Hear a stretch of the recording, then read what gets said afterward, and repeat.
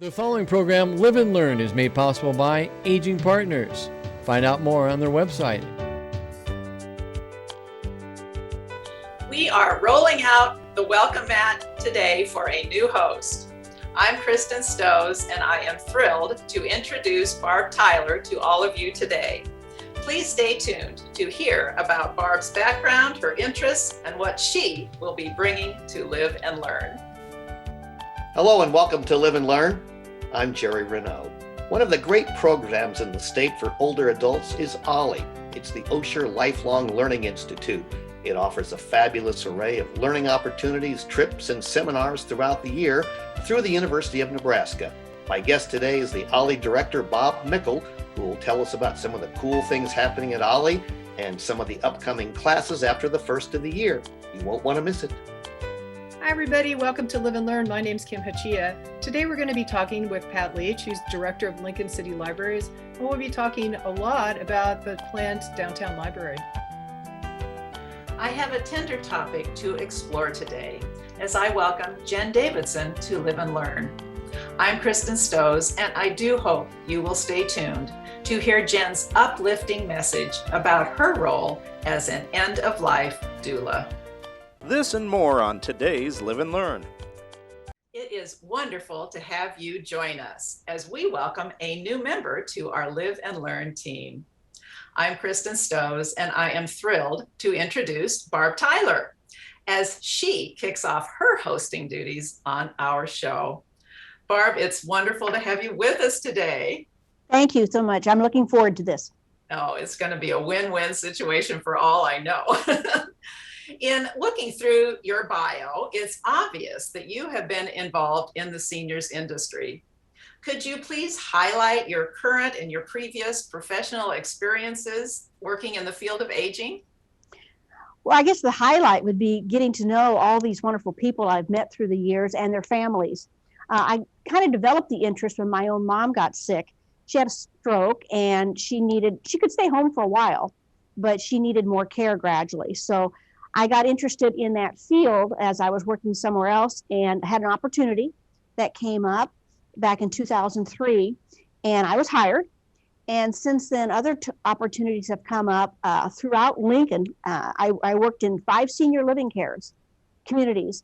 That includes independent living, assisted living, long-term care, and memory care. So I've done a little bit of everything, but definitely the highlight of the whole entire experience has been working with the families and getting to know them.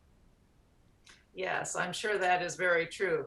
The breadth of the experiences that you have had, though, is really impressive, Barb. Well, thank you. I've enjoyed it. It was a learning process for me because I had never been around older people. My own grandparents died when I was quite young.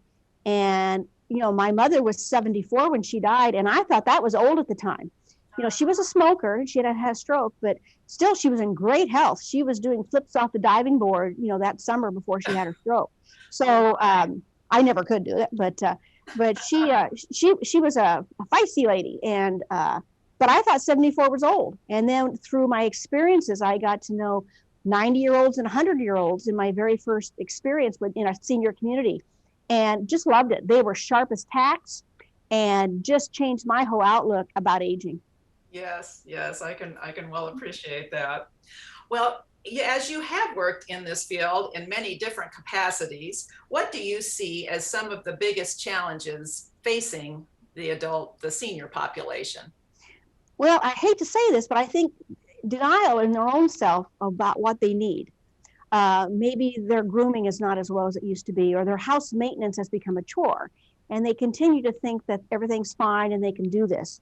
They're not eating properly because they're not getting out to shop. They're lacking any socialization. Their own sphere of friends has shrunk through the years. Maybe they used to go to church or different card groups, but they can't get out anymore. So their socialization is shrinking. They need to be realistic about this, and of course, finances play a big part of this. So, they're very worried about, not leaving their families any money. I can't tell you how many times I've heard that. And I'd say 9 out of 10 families don't care. They want mom or dad happy. So they need to be really realistic and not be in denial about their needs, because it all changes as we go older. Even me in my 60s, I mean, I'm different than I was in my 40s. Mentally, I'm not, but physically, I have to face it, I am. Yes, our perception certainly changes It has. over It the has. years. It has. I would agree with that. And it changes quicker than we anticipated. I think that's part of it too. I agree. 60 is the new 40 and vice versa, and I tend to agree with that. My sons may not, but I kind of think that way. We have that situation here too. So how do you see these challenges being met in the future then? Well, I think families need to educate themselves about the aging process. Everybody ages differently. Just because maybe mom has a slight memory concern right now doesn't mean she needs to be into a memory care unit at this time. Just because someone's diabetic doesn't mean they need to go into an assisted living process. They need to know what cares are available, and obviously things change on a dime. New technologies are coming up, new medicines, but everybody wants everybody to be safe, and that's probably the biggest thing. But educate yourself now about, maybe if you are diabetic, find out what the process is, or if you have MS, find out what the process might be. And then start looking around for those people that can offer cares, whether in the home or whether in a community. There's something out there for everybody. And of course, different price points. But I tell you, more people want to stay in their homes. And for the life of me, after working in 5 different communities, these communities are not what you used to think. I cannot tell you how many people refer to it as the nursing home, and they are not that anymore. When my grandparents were in a long-term care facility, they are completely different than what they are now. And not to be scared, to go out to the free lunches. They're always offering free tours and lunches and activities. Go out and educate yourselves, and families go with them to find out what's out there and available. Well, Barb, since you have brought up the senior living communities, those really truly have sprung up only in the last 20, 25 years, and they are so popular. How do those living situations best meet the needs of seniors? So every community offers different things. Some are all-inclusive, and all-inclusive would mostly be the assisted living, memory care, long-term care facilities. But independent living, say you're just tired of maintenance, tired of paying taxes on your home. An independent living community can have meals. It could have 3 meals, it could have 2 meals, it could have 1 meal. There's different options, kind of an a la carte system, if you will. But most all of them offer housekeeping, it offers transportation. And what I like about them, and I really work on this with people, is that it gives you more time for your family. It gives you more time for what you want to do. You don't have to worry about shopping and so forth. But every community is different. Like I said, 74 I thought was old at the time. But now my theory is when you're about 85, you're starting to get up there. But that doesn't mean your life is ending by any means. Society looks at me, if you read any article, it just drives me crazy when they talk about this elderly lady at 66. And I thought, my goodness, elderly is not what it is. And I'm older than 66 now. So I don't consider myself elderly by any means. But, I think society has to change a little bit too. But definitely aging has changed, and you cannot be defined by your age. No one knows what 68 feels like except you. My mother at 74 felt different than anybody else at 74 because she had some health difficulties. But who's to say how you're supposed to feel? That's very, very true. So do you see these living situations continuing to be so popular, or do you see services coming into homes becoming more desired as time goes on, this aging in place concept? Well, I think, people want that. But some cases it's just not safe. And that's where you have to get out of being denying the facts of what your living circumstances are. If your family lives 100 miles away, they can't be there at the blink of an eye.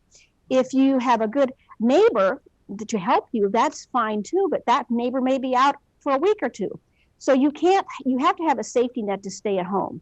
I go back to research.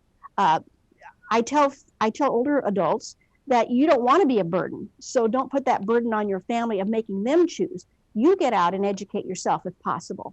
again, there's opportunities to get out there to look around. But look at your present circumstances and then try to look 5 to 10 years down the road, because circumstances do change.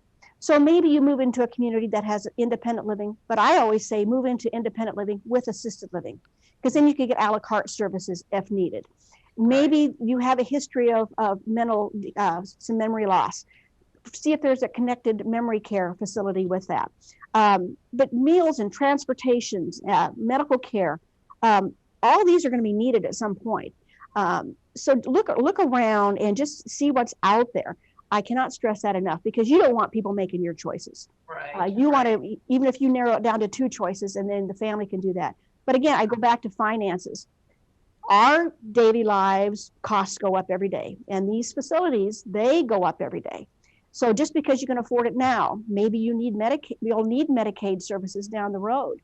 And some places don't take Medicaid, and you need to find that out right when you enter, because you could get, shouldn't say kicked out, you'd be asked to leave in 2 or 3 years. And a second move is just harder, and it's harder as you get older. Oh, absolutely. I certainly agree with that. Mm-hmm. I'm thinking also that the programs that Aging Partners offers are going to be of utmost importance in the coming years. NeighborLink and all of the wonderful services that they provide really should be thought of. Exactly. And home care services, they're lovely, but they're only there so many hours a day. Right. And, they can fix the dinner and get you up and get you dressed and come back. But, that all costs money. And usually there's a minimum wage per day. And, you just got to start weighing that in, because there's a lot of time a senior would be sitting alone at home and things happen. You could trip, you could fall. The door rings and you go to meet and there's a stranger there, and gosh only knows what happens. If you have a pet, you have to take the pet out. There's just so many ifs. So I think you need a good safety net, more so even if you're alone without any family around.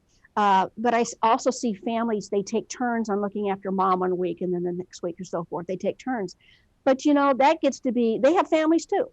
Yeah. And it's a hard decision. I'm not saying it's easy by any means. It is a hard decision, but we really all need to be proactive about it and think ahead. And it's easier to make these decisions.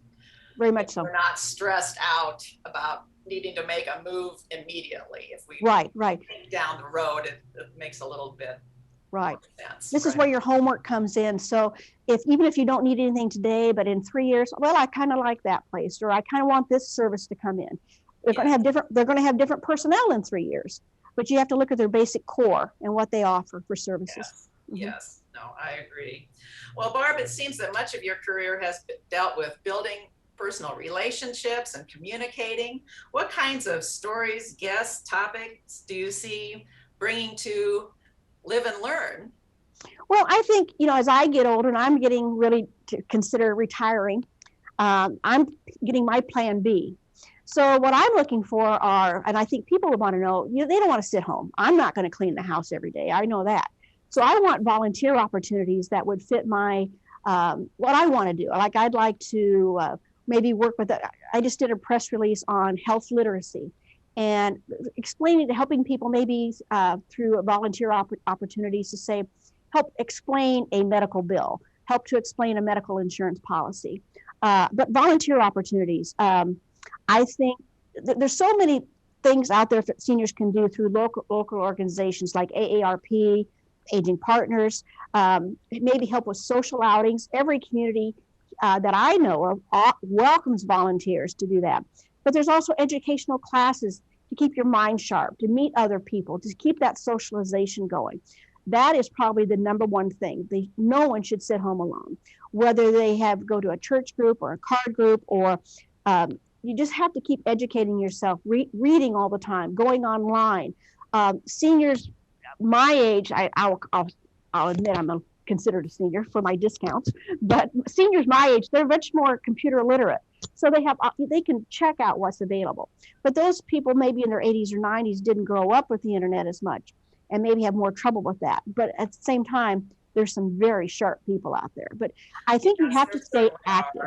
Yeah. So I want those opportunities to present themselves to them. Well, I think this all just sounds wonderful, Barb. Let's put your family picture on screen just briefly as we wrap up. I know you have a beautiful family. What are just a couple of your family interests as we close in about 30 seconds here? Well, we all like to get together, that's for sure. I have 3 sons. They're all in their 40s, and they're getting gray hair, but I'm not. I always laugh at them. But Jack is a principal in Falls City, where I'm from, a middle school principal. Jeff is in Denver, works for Salesforce, used to be with HP, and my son Jimmy is a Burlington Northern guy. My husband Julian works in commercial real estate here in Lincoln. And we both have real estate licenses, but he does his full time and has done that for over 30 years. I've had a license for about 30 years. But I just got passionate about senior care and kind of switched my direction from interior design a little bit, but stay active with the grandkids. It sounds perfect to me, Yep. Barb. Yep. Well, we are certainly lucky to have you with us on Live and Learn, and thank you for being with us today, Barb. My pleasure. Tyler. Thank you so much. And I am glad all of you have been with us today to meet Barb Tyler. Please tune in to catch her upcoming segments as we all continue to live and learn. Hi, I'm Randy Jones with Aging Partners. Did you know that Lincoln expects a 75% increase in the number of seniors living in our community over the next 15 years? Aging Partners is a community service that provides fitness programs to help keep older adults strong and healthy. This year, Lincoln Cares donations are providing funds for new fitness equipment. You can help make this happen. Sign up to support Lincoln Cares and add $1 to your LES bill each month. Hello and welcome to Live and Learn. I'm your host, Jerry Renaud. Today we want to talk about all things Ollie. Ollie, of course, is the Osher Lifelong Learning Institute through the University of Nebraska, which offers great learning opportunities for older adults across the state and now with the help of Zoom, I guess, across the country. Here with us today is the director of the Ollie program, Bob Mickle. Bob, thanks for taking the time to join us today. Jerry, thanks for having me. It's been quite an interesting year and an interesting last 18 months or so, I guess, with Ollie, just like it's been for so many different organizations. COVID has certainly changed the way that Ollie has operated. But as you mentioned to me in an earlier interview, sometimes you have to take advantage of those negative situations. And you've certainly done that with Ollie. It sort of forced you into a situation of using some online classes, and that has really created some interesting opportunities. It has, Jerry. It's been interesting because we had to pivot and do a 180-degree change in how we delivered our courses in just a matter of weeks. And Zoom was really kind of the way that we did that. And we were able to find some people who were willing to try Zoom from an instructional standpoint. And then we got some people joining from the other end who received it. And it was a kind of a learning process, but for us. But now Zoom is part of our normal, where we are now offering many classes still via Zoom, although we are back to offering face-to-face classes as well.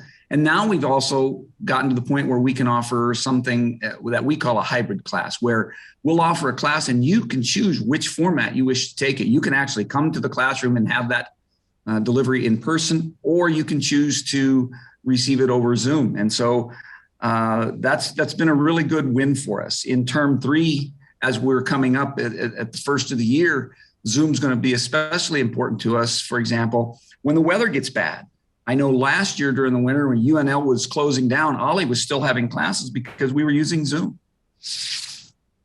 Now, some people have said, can I do both? If I need to be there in person, I'll be there. But if I can be there on Zoom, or can I go back and forth?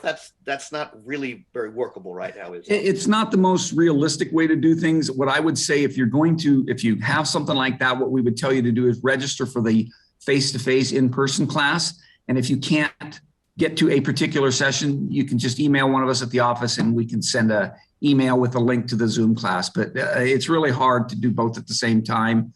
You can register for both, but we charge you for both. And we don't want to do that. We want to do whatever is the easiest for you. And if it works to where you have to miss a few sessions, we'll send you the Zoom link.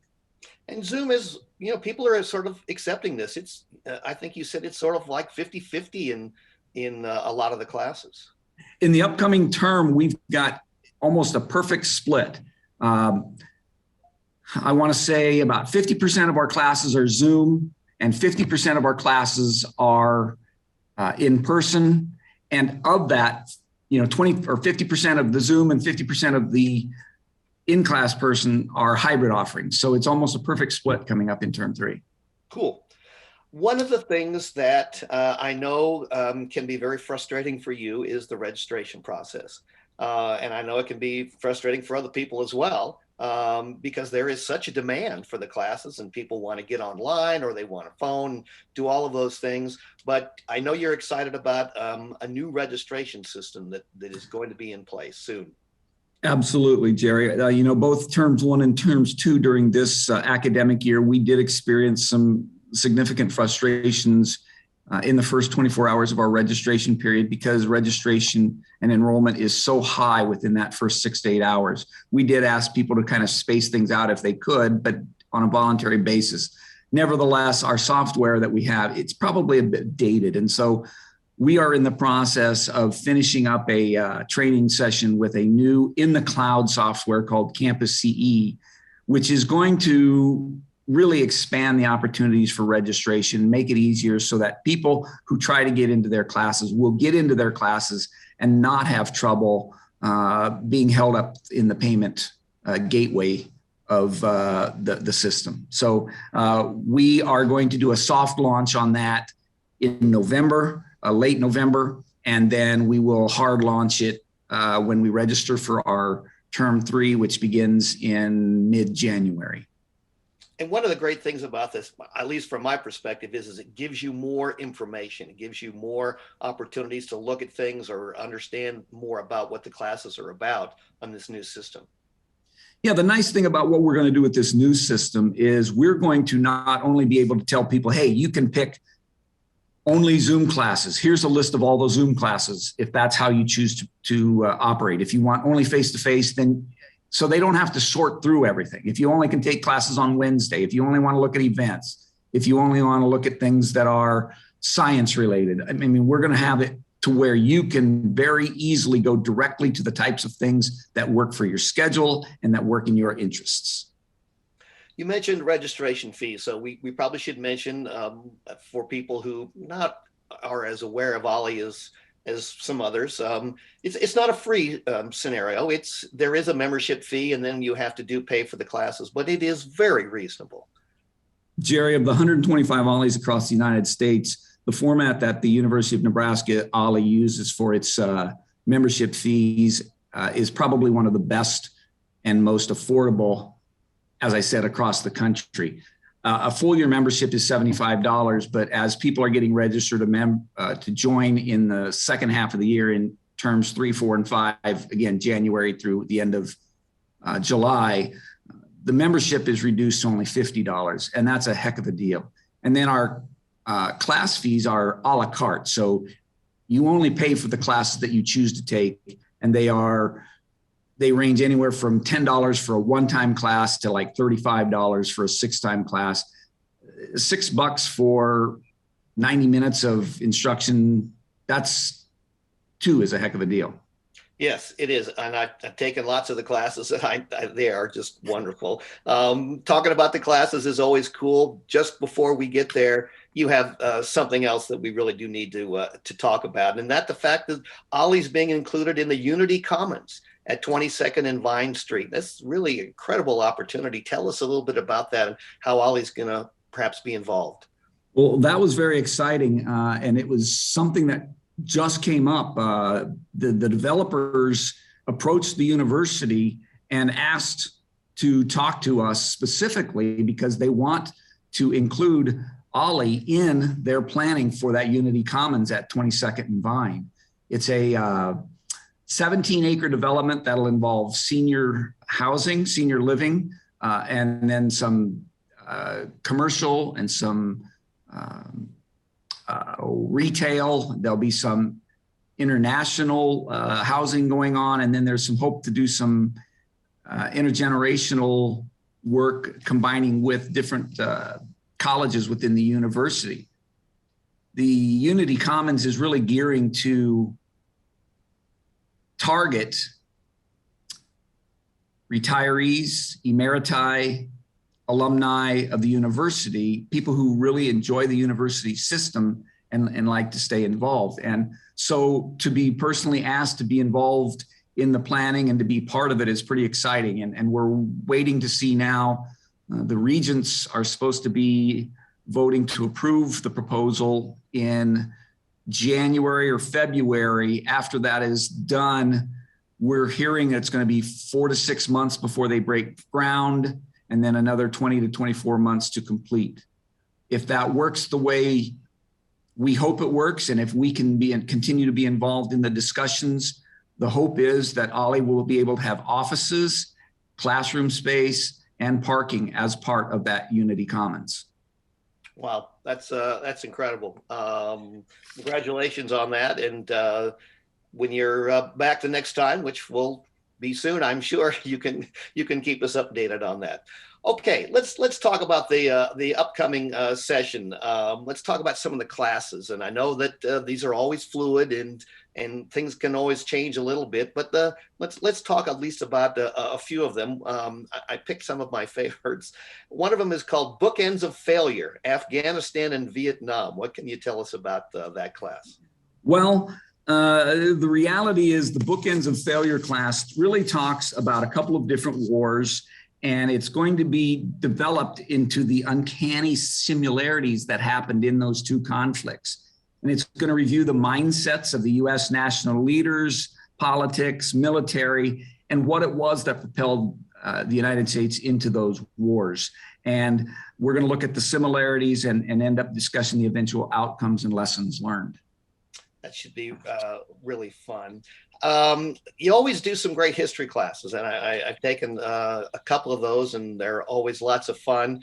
You have one that is called Silent Heroes, and it involves Nazi Germany. And I think one of the interesting things about this is that opportunity to use Zoom and to bring in a real interesting professor to talk and give this class.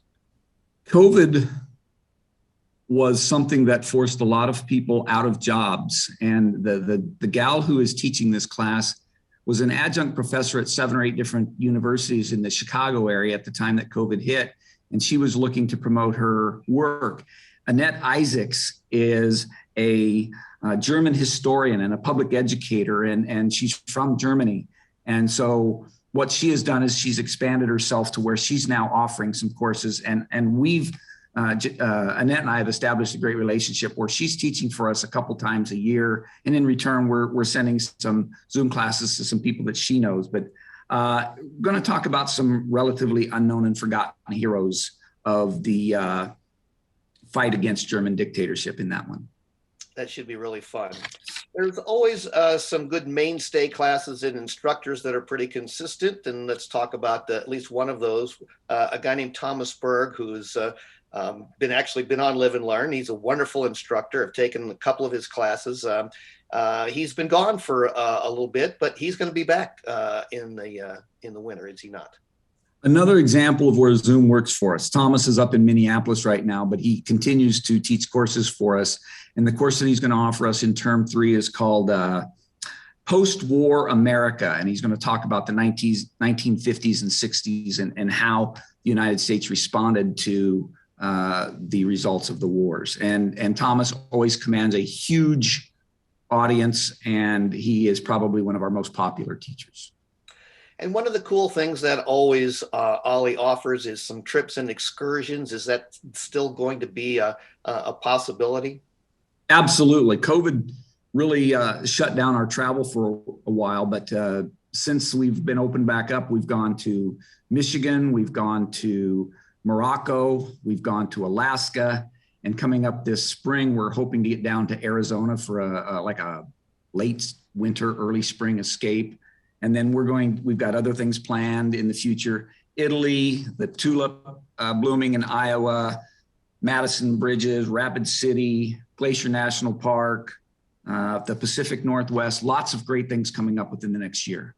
And of course, we have the usual popular classes, digital photography, which we all need some help with, bridge, under the apple tree, and of course, learning to play the ukulele. You know, one of the things that's neat about our Ollie is that we've got instructors who just are passionate about what they do. And so they are continually offering those classes. They'll offer classes every term or every other term. And those types of things that are regular mean a lot to our members, because they know if I can't take it now, it's going to be there next term. I don't want to short the other people in our organization. You know, we're not just about history and these types of classes. There's all kinds of fun classes, whether it's science, language and literature, lifestyles, religion. You know, we can go on and on. One cool class that's coming up in term 3 that I think is fascinating is there on the University of Nebraska used to be 2 buildings, Pound Hall and Mabel Lee Hall. Okay, they're both gone. But what's interesting is the 2 women that they were named after actually didn't get along with each other. And so there's going to be a class coming up in term 3 on Louise Pound versus Mabel Lee Hall. And another one of our star instructors, Lynn Roper, is going to be giving that presentation, and it should just simply be fascinating. That really should be fun. Before we run out of time, let's talk very briefly about how, if somebody wants some more information, how can they contact Ollie? There's multiple ways, Jerry. One, they can go to our website, and it's on your screen, ollie.unl.edu. Our email is ollie@unl.edu, and they can always call us at our office phone at 402-472-6265. They can stop by our offices. We're at 125 Human Sciences Building on East Campus at the University of Nebraska. Bob, thanks so much for being here today. Ollie is such a great program. We are blessed to have it here in Nebraska. Come back and see us again. Thank you, Jerry. Thanks for having us. And thanks to all of you for tuning in today. Please stay safe and healthy. And remember, it's never too late to live and learn. Hi, I'm Randy Jones with Aging Partners. Did you know that Lincoln expects a 75% increase in the number of seniors living in our community over the next 15 years? Aging Partners is a community service that provides fitness programs to help keep older adults strong and healthy. This year, Lincoln Cares donations are providing funds for new fitness equipment. You can help make this happen. Sign up to support Lincoln Cares and add $1 to your LES bill each month. Hi, everybody. Welcome to Live and Learn. My name's Kim Hachia. As you can see, we're back on Zoom again today. Thanks very much to our friends at LNK TV and at Aging Partners for allowing us to do these segments in the safety of our home pods or our office pods, as it may be. My guest today is Pat Leach. She is the director of Lincoln City Libraries. Thanks for coming on the show today, Pat. Thank you. I'm happy to be here. Thanks. Pat and I kind of go semi way back. We've known each other for a while, and we've both interviewed each other. So this is kind of like old home week for us.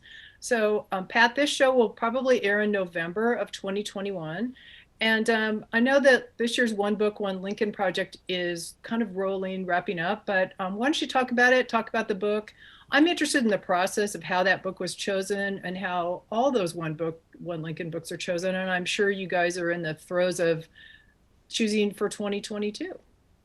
It seems like there's always something going on with One Book, One Lincoln, Kim. So you're right. This year's book, the focus is the book Hidden Valley Road by Robert Coker.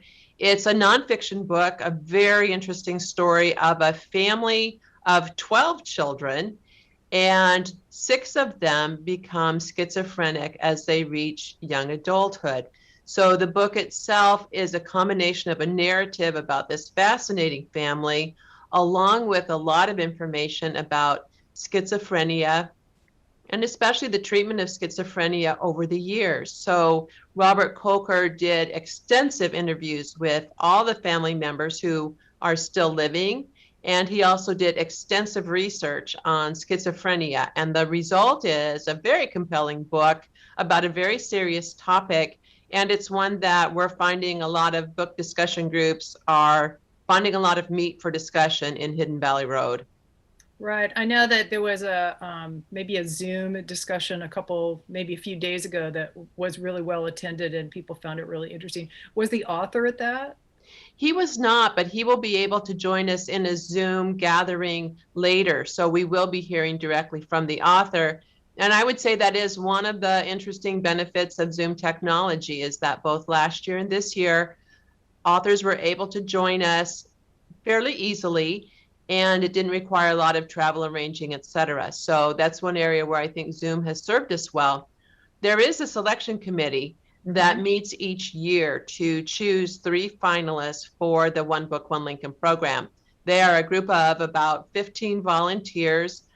They've been led for several years by David Smith, who has done a great job facilitating their choices and overseeing the work. What we do is accept nominations for One Book, One Lincoln all year. So what we tell people is, as you're reading, if you finish off a book where you think this one needs to be One Book, One Lincoln, you can go on the library's website and nominate throughout the year.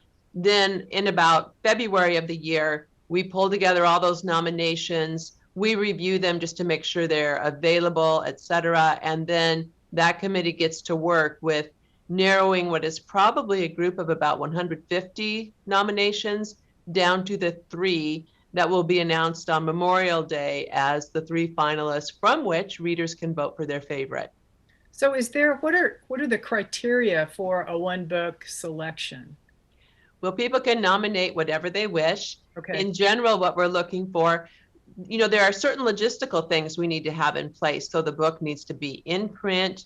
We prefer for it to be available in a variety of formats. So a print book, a print large type book, an audio version of the book. It used to be that we wanted those to be available on compact disc, but more and more the audio version is only available as a downloadable piece.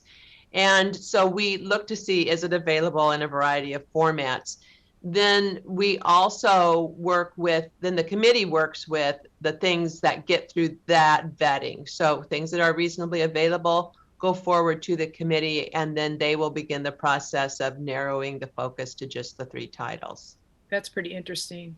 I know, Pat, that you just celebrated your 40th anniversary with Lincoln City Libraries. I did. I know. I think you were about 6 when you started working there, I think. Something like that. Yeah. And there's been a lot of changes, over those 40 years. And one of the things that you just mentioned is these downloadable books. And, what are some of the other changes that you could just spot off the top of your head talk about? Well, when I began in my first full-time job at Lincoln City Libraries 40 years ago, one of my tasks was to type catalog cards and also to maintain a card catalog. My job was to pull out cards from items that we no longer owned, but I was also assigned 2 hours a day to take that information from catalog cards and put it into an electronic format in preparation for automating. So 40 years ago, we were still using a card catalog. Of course, now we're fully automated with what we call an ILS, an integrated library system.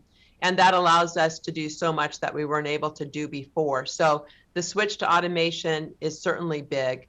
Another change in our library system over those 40 years has been, I would say, a much bigger and stronger emphasis on our programming for families and children.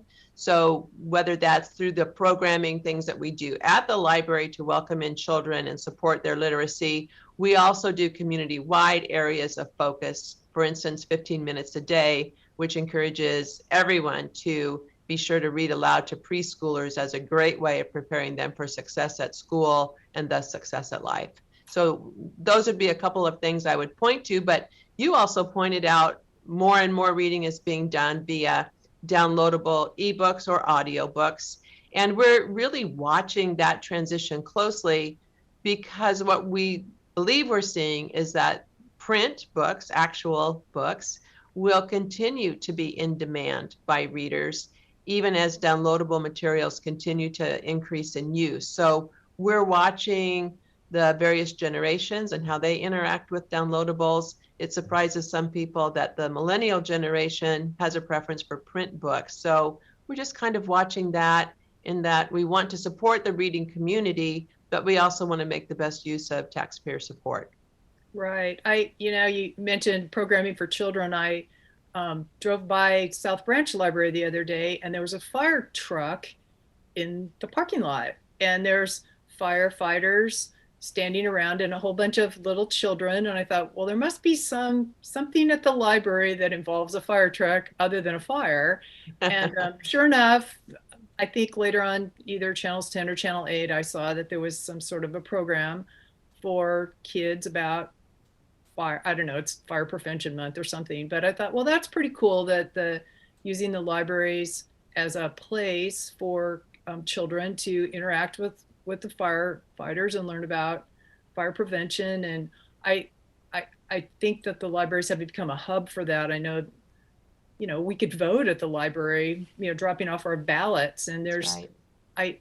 I think that's maybe a trend here in Lincoln, is this sort of co-locating city services at co-location. So the library that's on South 14th Street, there's I think a small police station there. And there is a police substation at Walt Library. Yeah, and now some of the newer schools are having a public library combined with the school, and there's community meeting rooms, and it's like the library has really, I think, blossomed into a real important hub for community activities, and I think that really says a lot about what our libraries do.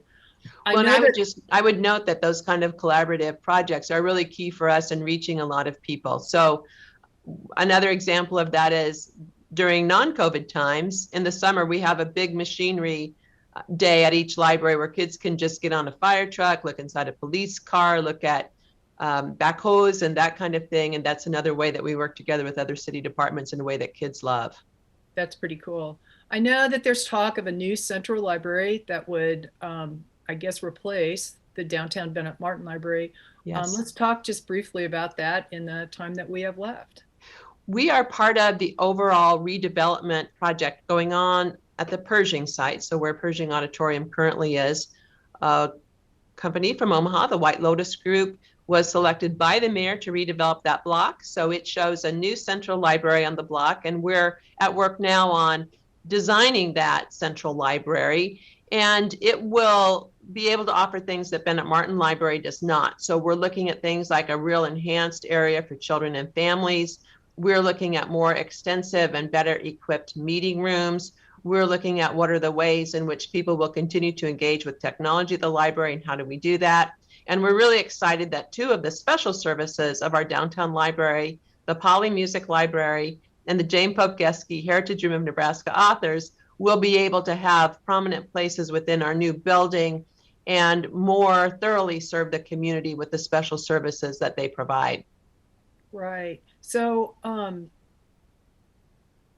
as one of the goals of downtown for the last kind of 40 years has been to increase the number of people living downtown, and that is really starting to really grow. I mean, it's always been just a little apartment building here or there. All of a sudden it's like, boom, it really seems like there's a lot of people living downtown.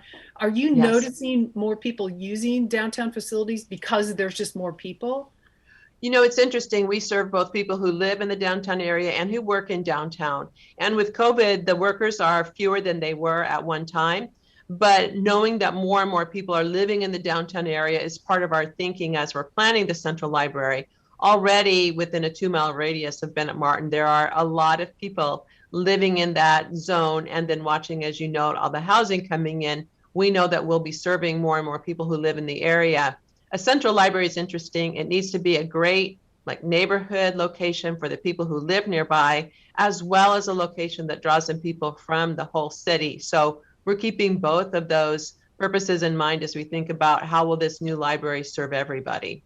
Right. I know that a couple of years ago I was visiting Seattle, and they have just this spectacular library that's just, you walk in and you're just blown away by it. It's this big atrium, and it's we were there really late in the day, so we didn't really get to explore very much about what was going on in that library, but you could tell it's a really architecturally it's very interesting, but a very vibrant space, and that they have thought about all these different uses. I mean, when you think about Marion the librarian from Gary, Indiana, or wherever they lived, that was just sort of a place with shelves. But now Some of the libraries at UNL, it seems like they don't even have any shelves. They just have, but they have all You know sorts of. what we often will say is that libraries now are more community centers that are based on learning, literacy, and literature. So there are a lot of gathering spaces, both in terms of meeting rooms and just in terms of tables, chairs, and areas for people to gather within that sense of a place that is still about literature and learning. Right, right. I love that. You know, Pat, we're out of time, and we didn't even get to talk about great reads for the winter. So we may have to have you come back, and we'll do that at another time. But I'd be happy to do that. Yeah. Thank you. I love our library system. I remember getting my first library card at Little South Branch Library, which is still there. Right. My favorite branch. So anyway, so thank you for coming. You're very welcome. You're welcome. And I want to remind my guests or my viewers that it's never too late to live and learn about Lincoln City Libraries. Vulnerable and senior adults might be living in silent fear of elder abuse and financial exploitation.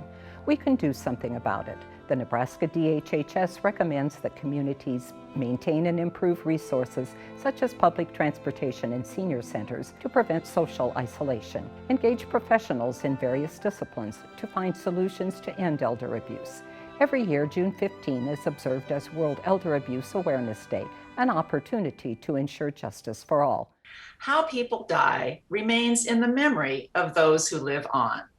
A quote from Dr. Cicely Saunders, founder of the first modern hospice. I'm Kristen Stowes, and I welcome Jen Davidson, who will tell us how her role as an end-of-life doula helps her clients achieve their wishes to accomplish that final memory. Welcome, Jen. Thank you. It's wonderful to have you on Live and Learn today. Could we start by hearing about your background? Sure.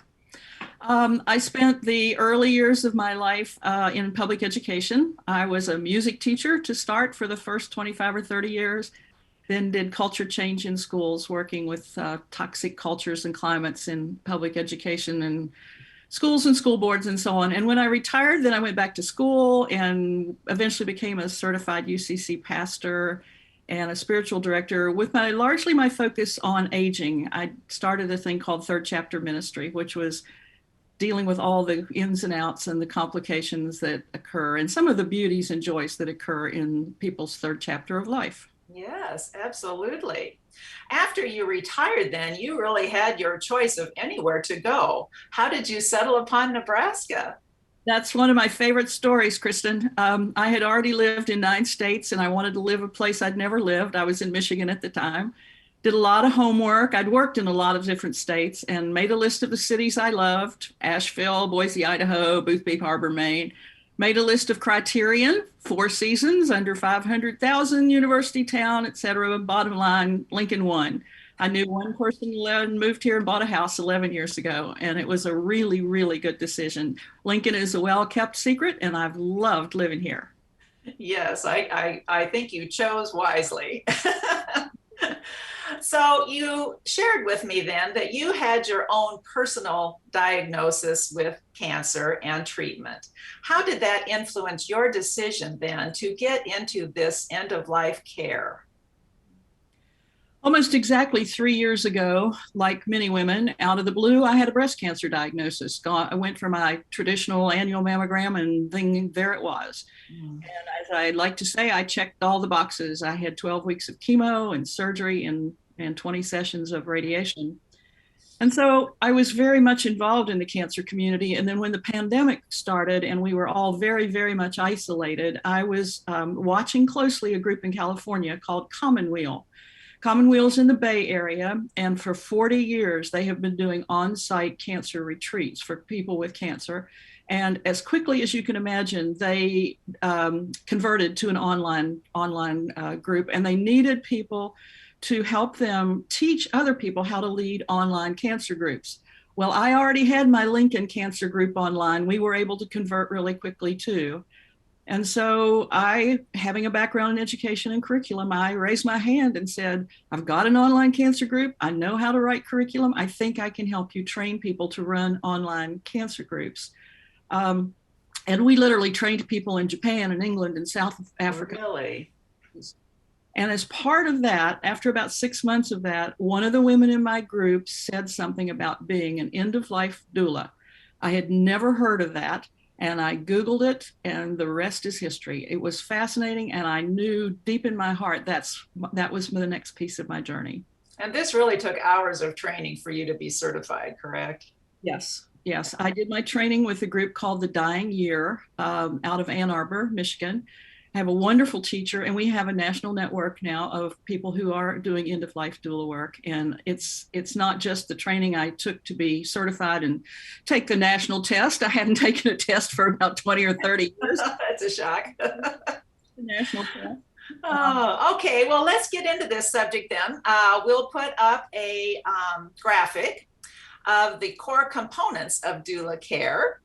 And we can start talking about a few of those pieces. Let's start with the non-medical support piece. Right. As an end-of-life doula, I'm not allowed to do anything medical, and it's very careful. I'm not allowed to get medicine out of the refrigerator for a patient, nor recommend a doctor. As the chart shows, it's very family-centered. I do a lot of work with family members. My background as a trained mediator helps there. It's very holistic. I work with spiritual, emotional, and psychological needs of the patient. I do a lot of work with what we call spiritual distress and emotional kinds of issues. And it's about empowering the patient and their family to take charge of their end-of-life journey and figure out what they want. And it's very much a team between me, the family, the patient, and oftentimes a hospice care group. And I would think that empowerment piece would be very helpful for the patient and the family when things seem kind of out of control at that moment. Exactly. And always there are choices. And part of my job is to listen very carefully to the patient and listen very carefully to the family, and then reflect, paraphrase, clarify back to them some of what their choices are. Sure. I can see how all of that would be so important. All right, we're going to break this down just a bit further as we talk about the types of support that doulas can provide. We have a graphic to show on screen. And let's start with the listen and communicate with patients and families. This has to be number one. Mm-hmm. Yes, very, very much so. And one of the interesting things about this, Kristen, is I find every family and every patient is different. And if I go in with any preconceived ideas of what they're feeling, what they need, what they want, I have to stop and listen really carefully to their story and their needs. Mm-hmm. And it's easy to hear, but not really listen. And so I think you bring that to bear in this situation. Okay, our second point then, assisting with advanced directives. And Jan, do most of us fall short in this area? Oh my gracious, I've had advanced training in helping people with their advanced directives.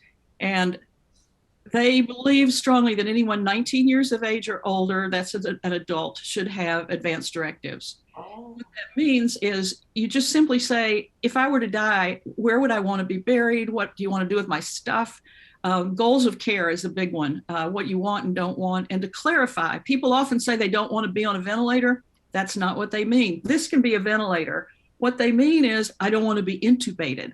And so advanced directives is all about clarifying, really specially dissecting what people want and what their families want. Wow, that's a big point, Jen. That's a very big point. All right, so then you can suggest other resources if needed. One of the big things families face is all their stuff. And so I can teach them about changing spaces here in Lincoln. Oftentimes there's a threshold choir here in Lincoln if people want music near the end of their life. All sorts of things. Often we have 13 hospice care facilities here in Lincoln. I can give them a list, suggest people to call. Yeah, all sorts of things like that. And at a time when the family cannot focus on other things. Exactly. Yeah, that would be very important. All right, then coordinate with hospice. I'm sorry, I skipped one. Support caregivers, and I cannot skip that. That is so important and is overlooked many times. We call it care for the caregiver, and that's a big part of the work. Last night, I sat for an hour with a patient who's dying, and going into the facility of the family and coming out, talking to the family, texting with the family after I got home. it's just so wonderful for them to know they have somebody they can call who's not the doctor or the nurse. They certainly need the doctor and the nurse, don't hear me wrong, but someone else that's trained in this end of life process and that's willing to listen and support them. I can imagine that's very important, yes. All right, then going on to coordinating with hospice and palliative care. And I would have to say this did surprise me. You work right alongside of hospice. I do. For palliative care, I was fortunate to go to Harvard Medical School 2 years ago and taken a course for 5 days in Boston on the role of the doula, the chaplain, the nurse, the social worker in palliative care. And then when not long ago, CHI Hospice found me, asked me if I would come work alongside them. And so even yesterday, while I'm working with this dying patient, I'm talking to her hospice nurse, I'm talking to the social worker. It's very collaborative. It's hand in glove. I've got some roles and skills and time frames they don't have, and vice versa. They have lots of skills I don't have. And boy, this is great for the patient and the family. Well, it would be, and it would, nothing gets overlooked this way. Exactly. Yeah, I understand that. All right, then, review patients' legacy projects, specific end-of-life wishes. How wonderful is this? They teach us all kinds of legacy projects, everything from scrapbooking to videos and so on. And the big one we almost always use is a small booklet called 5 Wishes. And I'll go over that 2 and 3 times with the patient. It just covers everything from what do you want to do with your stuff to who do you want to take care of your funeral. If you have a dog, who you want to take care of your dog. Also helps the patient deal with some conflict, maybe if there's things they want to, or somebody they want to be sure to talk to that they haven't talked to for a while. Yeah, those end of life wishes are really important, and people feel so much relief when that's done. Yes, I can well appreciate that. So help mediate family conflict. This can happen during the process or even after the patient passes away. One of my patients asked me to go with her family to the reading of the will. And that's, again, where my mediation facilitation tools came in handy. She was afraid, even though she told everyone what her will said, she wanted somebody there to sort of mediate and help that process run smoothly. And that was a real honor for me to be part of that. That had to relieve her quite a bit. Helping in planning rituals if they haven't been done. Yes, again, I've had training in helping people look at the different kinds of rituals. You can do a funeral, you can do a memorial service, you can do a celebration of life. On the practical side, you can have a traditional funeral with a casket in a cemetery. You can have a cremation with lots of options about where that goes. But the big new one on the horizon is the green funeral. And I'm working with some funeral directors here in Nebraska to talk about the idea that the body could be wrapped in a family quilt and buried on property that the family owns, and then plant a tree. And lots of people are interested in the green. This is gaining popularity, isn't it, Jen? Across the country, very much so. Yes, I've heard about that. All right, then the last point, at least on this list, grief and bereavement support. I stay in touch with the families as needed. And talk to them about where they are on the journey. And then if they need a grief group, I can help them find that. Or oftentimes they want something to read. Most often they just want someone to listen. Yes, listening is the big part. Well, Jen, do you work with anyone regardless of their age and their end-of-life journey? I do. The woman I worked with last night is in her late 50s. I worked with a man who was almost 100. And the hard ones are often the people in their 20s and 30s. But yes. Your approach might have to vary just a little bit, but otherwise it's the same. I understand. And we'll just give a quick mention back to the music because I love music, and you did mention the Threshold Choir, but you do incorporate music every once in a while. I sang to my woman last night a whole lot of folk tunes and hymns and whatever seemed to be what she needed to hear last night. I did sing to her for a good while. I think that's beautiful. We will put up on screen the website for our viewers to access for more information. And I did bring that up. It is a very complete website and it's just wonderful. Newsletters, doulas listed by state, books that are geared toward children. So any of our viewers could certainly get more information there. Jen, why do you feel that we are so reluctant to talk about or to make plans for our own death? We are a death-averse society. Partly it's been set up by the media, who makes us all think it's supposed to be just keep your skin and your hair and your clothes and look young. Some of it is because families are so widespread that people are afraid of death because their family is not close by. And some of it is the traditional funeral industry, which does a great job, but we want to expand the options. Yes, I understand. Well, we have just about 30 seconds, Jen. As we close our segment, do you have a parting word of advice for our listeners who might want to explore their own end-of-life wishes? Yes, absolutely. I say don't wait too long. You plan your vacation. You plan to buy a new car carefully with money. You save for your kids' college education. Please talk about end-of-life wishes and goals. It makes it so much easier on you and your family. Yes, that's so very important. Jen Davidson, thank you so much for being with us today. It's been wonderful to have you here as we continue to live and learn about our own human journey.